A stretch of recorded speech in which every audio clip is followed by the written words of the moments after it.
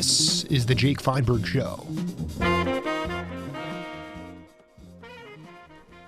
Welcome, everybody, inside the Blackwood Broadcasting Studios at an undisclosed Institute of Higher Learning. This is the Jake Feinberg Show, and we're so happy you could join us today. Just happy being myself, so says the man who is held together by music. Music played with an adherence to the world around us and the unique features of each enclave, village, and Appalachian trail that has been carved out by man. Sometimes I will travel back to Taiwan, where my wife is from, and I see the indigenous people, the native soil, and the organic nature of life, the way my guest creates music from the earth itself. His grunting, scraping, tripping to get inspired. Learning from his dad, who was privy to the swing of bird, monk, Basie, live Basie. His mom cooking peach cobbler and bringing a southern expectation and swagger to the family. Music is the salt of the earth. The roots must have been deep because this cat, my guest today, chose to play music. When harvested, cared for, and loved, my guest's music transcends this earth and takes the audience with him. Although he loves the earth, he's more interested in evolving on the blues, which go back to Diaspora and the lineage of all brothers. Tempo change, no problem. He's just not going to tell anyone. He's playing with guys like Bill Rich, Howard Johnson, John Simon, David Grisman, and Ralph McDonald, who have the musical vocabulary to swing to the center of the world. He's coming to the Fox Theater here in Tucson, October 12th. Taj Mahal, welcome to the Jake Feinberg Show. How you doing, Jake? Nice to talk to you, sir. Good. Hey, talk to me. I know you've come to the Fox. This is like 2 or 3 years now in a row. I know you play all over the world, but can you talk a little bit about this venue here in Tucson and why you continually come back here? I'm a working man. I do 125 to 150 dates a year, and if there's an audience that want to hear the music, get up and dance and shout and have a good time with me, then I feel excited about going there and doing that. It's always been about the context of live music for you? It's always been live. And well, that's what music is. The recording industry came totally, it's like this, no question which came first, the chicken or the egg. The recording obviously came later. And a lot of people don't know that there's a whole, there's a whole, valley, there's whole universes of music that just the microphones and tape recorders and lathes have never gotten to. So the farther you can get back into that, the more joy you get into the life that you're living. The older forms that you can hear them in their natural environment, and not driven by the radio or records or whatever. No, I think it's important to talk to you about the idea of music that was captured live. Growing up, seeing your father play, even in the early part of your career, there was no multi-tracking.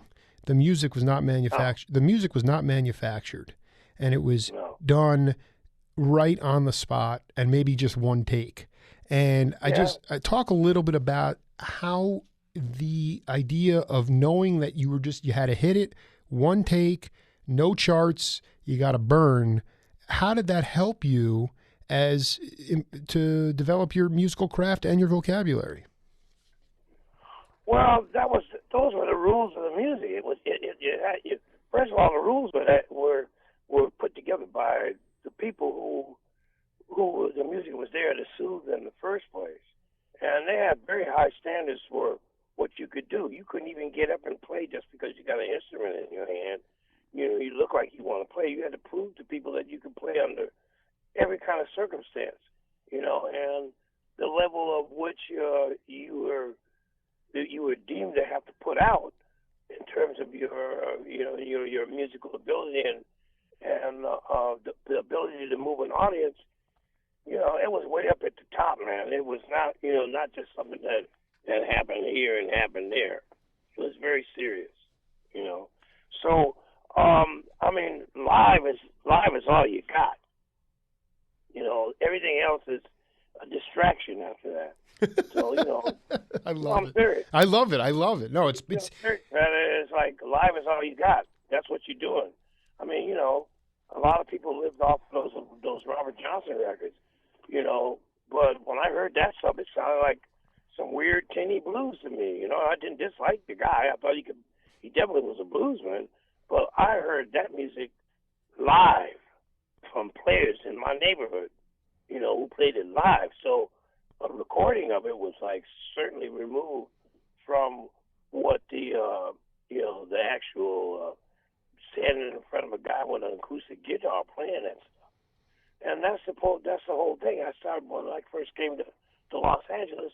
What I discovered was that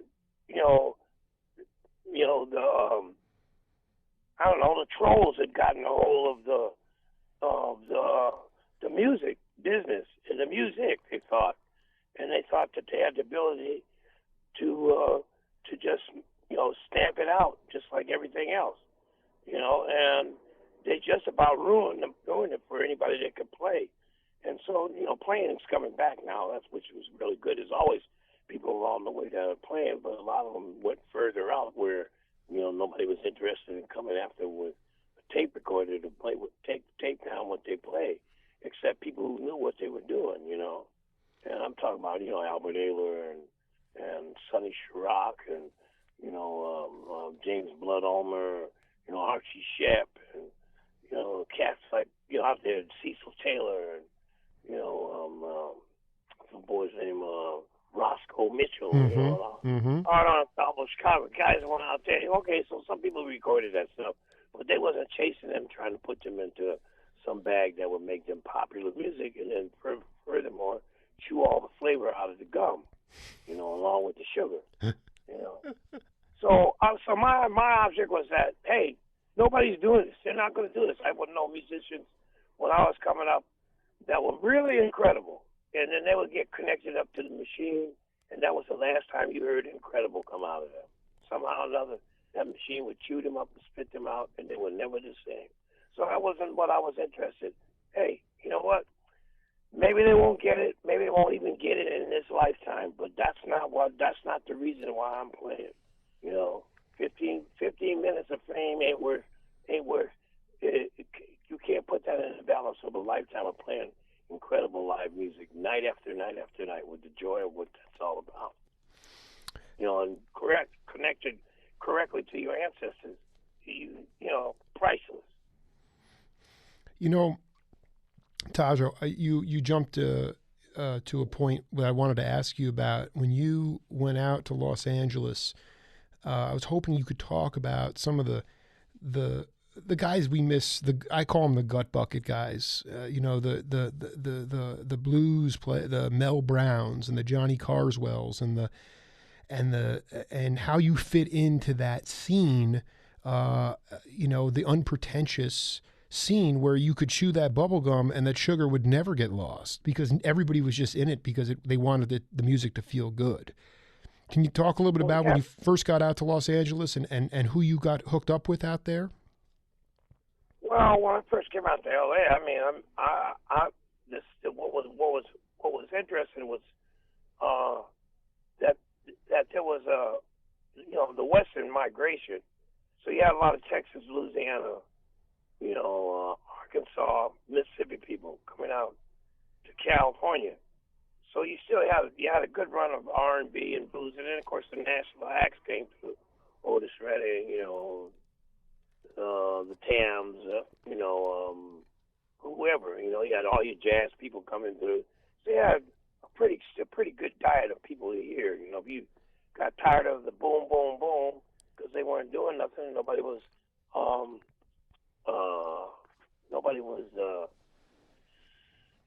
innovative, doing something with some consciousness to it. Then you can go off in the Parisian room and go hear some jazz. There's a lot of places you go here. Now, like I say, the national acts, people like Otis Redding, who I was really excited about seeing, Wilson Pickett, people like that would come through, Roy Ayers, Oh man. But the early on thing, there was a couple of places, and there was a couple of really good clubs out there that basically featured nothing more than the real deep, Booker White, Son House, Mississippi John Hurt, and Lightning Hopkins, Ronnie McGee and Sonny Terry, Sleepy John Estes and Yank Rachel, Hacksaw Harney, Big Mama Thornton, Johnny Guitar Watson, Kenny Whitson, Wellman Broad, a lot of different people like that would come out and be out there. I just saw some amazing players.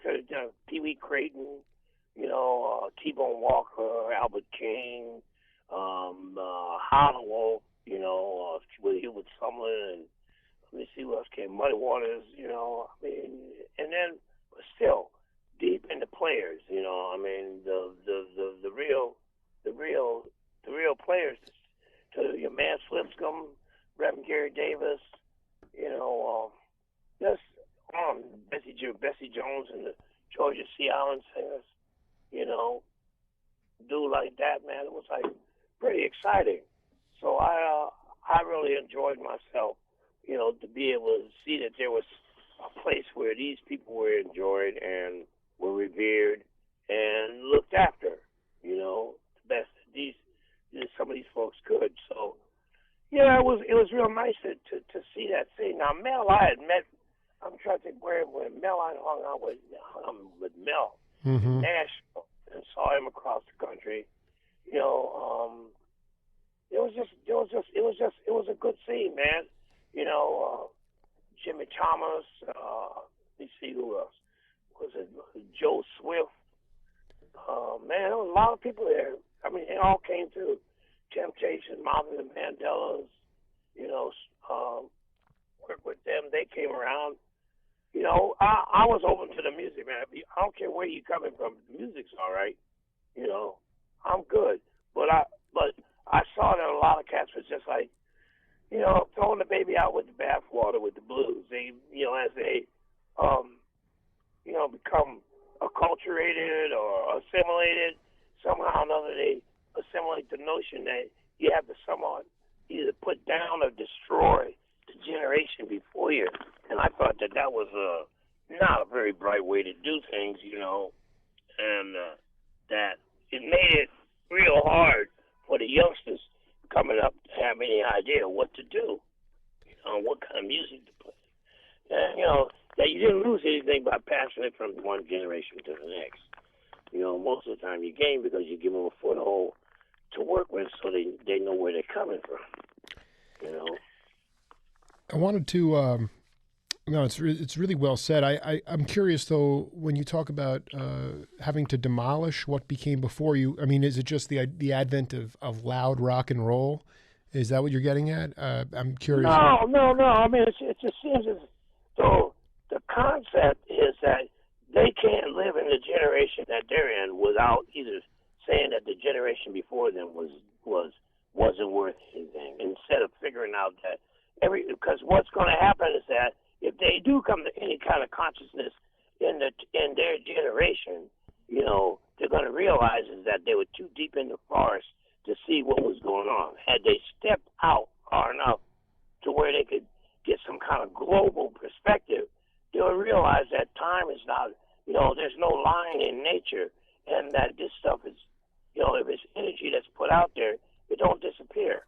And that, much of what they think and what they were doing is based upon, somebody else's idea of what your life is supposed to be.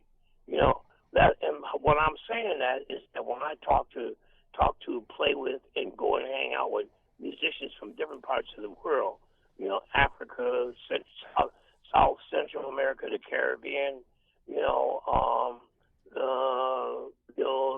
Australasia, South Pacific. It's always about the old. Everybody always is talking about the old guys that could play great and played simple and did this, and that's what we're trying to do. It's always somebody trying to get that, but more so the traditions that we come out of in the sense that, in the 400 years, 500 years, however you want to start calling 350 years, that many of us, and well, all of us are from the Great Rift Valley, but in a recent departure from Africa within the last 500 years, a lot of people don't have no idea that the music still went on. Everybody still did what they did. So they're up to date with what it is. And now they're also adding into what it is that has happened and developed, in other places outside, say, for instance, the South with the blues and the South with jazz, the Caribbean with all the different types of music that happen there, cumbia, candomblé, reggae, all of this stuff happened outside, and it's been now reabsorbed back into the music scene, back into the mother's womb, and it's coming back out again. And it behooves musicians and the general American population to wake the blankety blank up and realize that if you don't get back to the source of this, the best you can do is come up with some kind of mutation or hybrid that ain't going to go for but so long before it's going to need a transfusion of the real stuff. It's like, what's happening? As well as I do that all these young kids are now all of a sudden discovering vinyl. Oh my God. I didn't get rid of my vinyl. I didn't get rid of mine. I'm still listening to vinyl. Why would I get rid of it when that was the pinnacle of what you could do with sound? Mm-hmm. Mm-hmm. As long as it's got to do with making the best sound and getting the best sound back to you that can be possible through a mechanical, technical, or a scientific way of doing it, wonderful.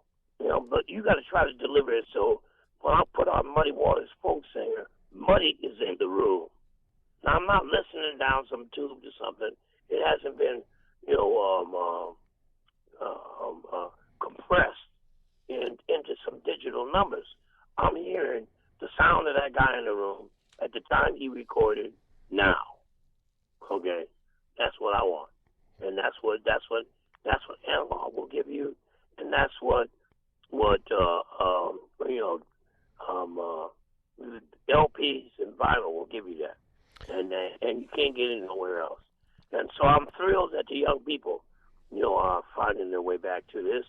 And, and I don't care if they think they discovered it, Started French kissing at 14 and thought that's where love started. Good for them.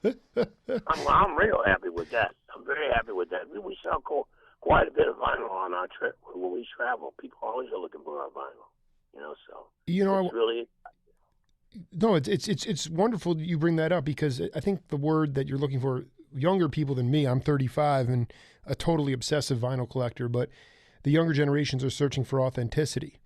They're looking for truth. There is no space in the music, the digital loops and the manufacturing of it. I mean, it's run its course. So you have to infuse the real but I want to talk about this cat, Vusi Malasela. Is that how you pronounce the name? Yeah. Okay. And right, correct. I think it's really important because you talk about people waking the blankety blank up. And I think it's important for you to talk about Vusi in the sense that stories can be told in melodies and harmonies. And I get the feeling that Vusi witnessed some pretty heavy stuff when he was not that old. And he became a leader because he expressed what he saw, and he expressed his own sanity through melodies and harmonies. And I just want you to talk about how the drum and how music can communicate stories. It's not just about words. No. As a matter of fact, like a lot of popular music, I don't know what the words are, but I know every note in that music. Because oftentimes the musicians came in and played an incredible track, and then somebody wrote some words over it, and then the singer came in and sang, detached from the music in terms of starting at the same point, but eventually, having to open up the valve to be able to get closer. Well, this is essentially, I don't say this very much, but as a young kid, okay, well, between my 11th and 12th year, my father was tragically killed at our home in the backyard in an accident with some of his equipment. Now, a lot of people have given me a lot of hard time because I came from outside of what they deemed was the truthful place where the blues was supposed to come from. And what's really bothering them is that I can still make them feel this stuff. All right, but in order for me to really make it into being the person I eventually became, and not be a criminal or any of those other kinds of ways that gone and been psychoed out, the blues was the best balm and salve that I could have. Okay, and that's why I continue to put out the best that I can. Basie, on the other hand, was on the other side of the world, experiencing some incredibly, negative things toward humanity that he realized, like you see oftentimes in Africa that you don't see in the United States, is that you are responsible for your happiness, and you have to come to that point to put it together. And if you have the ability, if you have the magic, if you have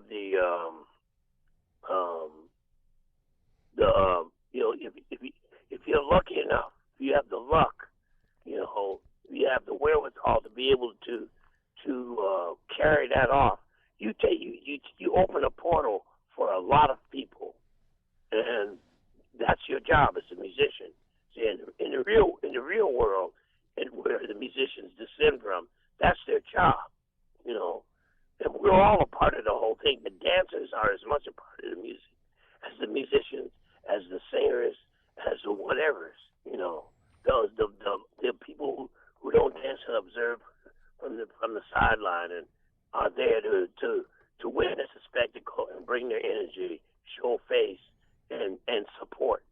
And this is the industry is kind of like turned everything out, where people don't get that experience anymore. But Basie is wonderful. He's one of a person has shows you how if you take the time to get to know yourself and know that it's important for your spirit to be happy, you need to take the worst of whatever you got and turn it into the best that you can put out there. Taj, you're coming here on October 12th to Tucson, and I wanted you to talk a little bit. I connected with Stephanie Brown, the pianist for Fredericks Brown, with your daughter, Diva Mahal, and I'm just going to go out on a limb. My guess is that you probably just try to give her as little advice as possible when I say diva, and just let her learn on her own experientially. But if anything, what do you try to, what are the kinds of things that you are looking to do or hoping that come out of it by doing these intergenerational concerts? Well, it's like, I've been out here for 50 years, 50 plus years, and essentially I got a brand. I've been started. It's quite a bit difficult and different for the younger people to start out these days, and Diva's been powerful enough to do a lot of stuff. She spent quite a bit of time down in New Zealand, and that's where she met Stephanie Brown, and they connected down there and did a lot of different things musically. And then they came up here to try to, because this is the market, and it's really difficult. So I think she has a tremendous amount of talent. She's proven she's got the energy that it takes to pull it off. She's a hard worker, and she's been at it for a number of years, and she's been involved in theater and many other things at the same time. So it's all really good. And it's all exciting for me to say, hey, here's a platform for some of my siblings, my siblings, my children, to come out and be and make it with their with what they do. I don't go out and tell. I don't usually talk to the people most of the time. Don't really have any idea until after their set is over, and I call people up to work with me. Hey, you really even know that she's my daughter, because she can earn her props on her own. She has the ability to do that, and that's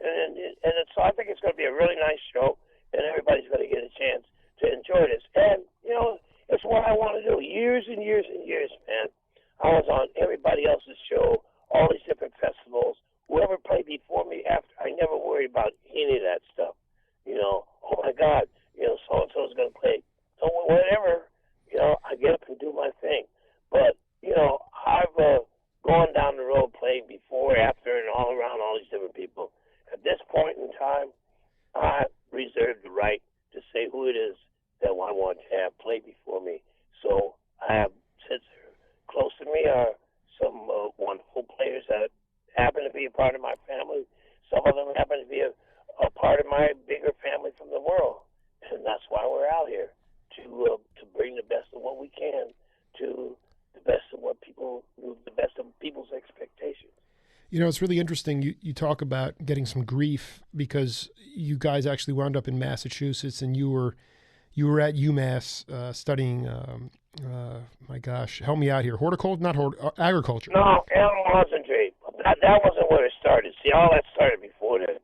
But no, my question is this: is that did you? I mean, you have. It's almost unfathomable to realize that you sort of set out to say, you know what, to the critics out there, I'm going to go to every continent and every place in this world and find the cats that know how to play music because it feels good. And you went and found the blues, and the stories of the blues are everywhere. And I think that to me is, exactly. if you're looking, I just want to finish this. If you're looking to push back against criticism, you just go out and, like you said, you bring it or you don't. But you had this ability to go everywhere and then develop your own story based on facts on the ground. And I think that is, talk a little bit about that kind of tenacity, because like you said, it's real hard for younger musicians to really grow and develop their individual sound and feel secure today. So your story is pretty intense. So why don't you go through that a little bit?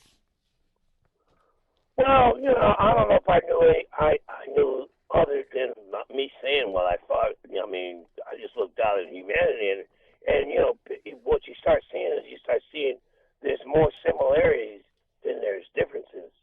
And, it's just like with the blues, there's a certain kind of inhumanity to another human being that created the pain, which people had to really figure out how to get over that.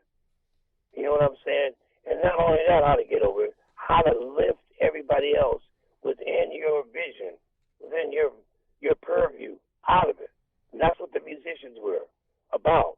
But what you noted, that, you don't get the blues in Cuba until it comes back as a blues song and gets Latinized. Mm-hmm. Nowhere in the Caribbean. Same thing in the Caribbean. The Caribbean's attempt to play boogie woogie came out ska. Okay?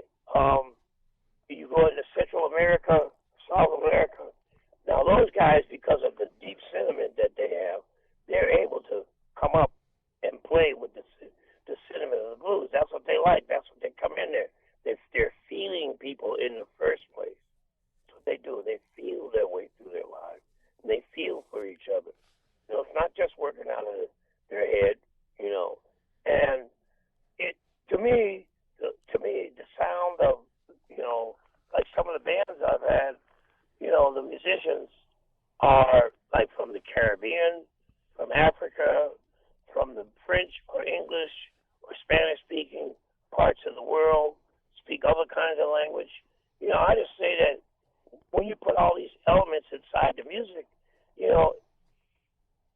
the people around the world will hear you. They'll hear it. They'll feel it. People here will feel it and hear. It's unfortunate to hear. I'm not even going to say the name of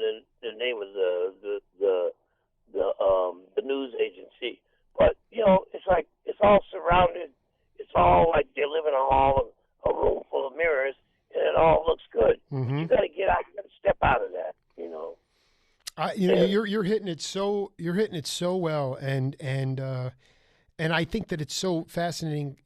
Like in Congo Square, Right. With the ex-slaves, of course, the Western mind believed that it was some kind of Morse code. But of course, no, that's the way the Western mind thinks because we're in our heads so much. But yet the drum really was a way of talking. It was a way of communicating. Right. And it's like, but what, I mean, the idea of just saying, I just wish there was more of an opportunity for people to be on the air, to step back and actually analyze a non-thinking, visceral approach to communication. And there's just not. It's all head games. And I just wish that people would... that's here. That's because you're here. If you get out where it is, I've avoided all that stuff. I mean, every once in a while I get dangerously caught up in there, and I know something's got to be done to make it work differently.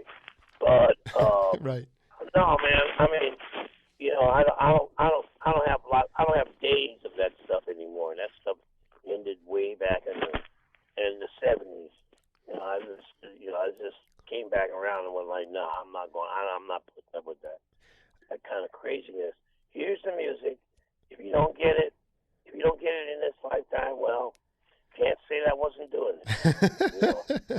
I mean, and it's like, okay, they'll go for the shine, and they'll be the same guy, 40 years from now, coming back to what they thought was going to be so special and so different against the generation before them.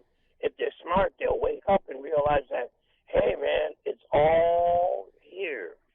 And, as far as you can see, it's as far as it goes. And that's infinity in any direction you can talk about.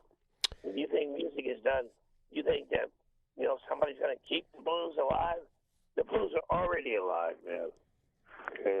Mm. Well, in our remaining moments here with Taj Mahal, I had an opportunity to interview Richard Green and David Grisman, and one of the things that they talked about, Richard especially, how honored they were that during the Great American String Band that you guys went on a tour and you played bass on the tour, and I'm listening back to some of these shows and I'm just like, you guys were having a ball, and I just would love you to talk. Could you talk a little bit about that? I mean, like you obviously have an open mind, no barriers to anything, but talk about that scene and how fun it was to go and play that kind of Appalachian music that tied in with the blues and what those guys and how you guys all got along and worked together. Well, see, I knew Richard Green from years before all that came down. I knew Richard in Los Angeles when he used to come in and play with lots of different bands like the Kentucky Colonels and the C Train and all these different just play with a lot of different guys that were out there. And I knew him back east, and he was an extremely talented player. Grisman, I met him in the earlier years, and I was also quite enamored that those guys wanted me to come and play bass with them. A lot of people were like, well, wow, you're a front man. What are you doing standing behind a bunch of people playing bass? Hey, if you knew how much fun it was to not be the guy that had to be up front, let somebody else do that. I'm a musician first more than anything else. If it meant that I got to bang on a cowbell all night, and that's my job, hey, if the band is swinging, I'll be the best cowbell player you ever had. Give me more cowbell. Yeah, I'll give you more cowbell. That's a values thing, though. That's a values thing. That's controlling. That's putting your ego aside. And I think that. Yeah. We're on the stage to play music. I don't know what you do when you get off the stage, but on the stage, it's about the music, man. And if you want magic, you need to get all that other stuff out the way. But yeah, man. I mean, the music, I'm listening to it. It's like classic. There was a time when Charlie Parker was traveling with some large band. I don't know what band he was with. And they were coming across Kansas, and they stopped into a place to get something to eat. And everybody ate and left. They were about to leave the place, and they saw Charlie Parker standing over there. They heard his country music come on, okay? Country and Western, whatever. And they saw Charlie Parker standing there with his horn and his overcoat, and he looked like he was like, in a trance with his hand on the jukebox and listening to the song. And so the song got over, and everybody kind of like went on out and they were like looking at it like, damn, that sure was some cornball music for Charlie Parker to be listening to. And they got on the bus, and finally after a little while of going down the road, somebody said, hey, man, what was you doing when you was back there listening to that cornball music? And you know what Parker said? Parker said, they tell stories, man. It's about the stories. You understand me? And if that guy could get the story, hey, we all can get the story, So I got that's what I loved about Appalachian music. It told stories. Listen, they're beeping me for the next move. You go, man. Taj. It was great to talk to you, man, and I look forward to seeing you this weekend or next weekend. Next weekend. All right, partner. Take care, Taj. Take good care. All right now. Sure. Yep. Got it. Bye-bye. The Jake Feinberg Show. We'll see you all in a little bit.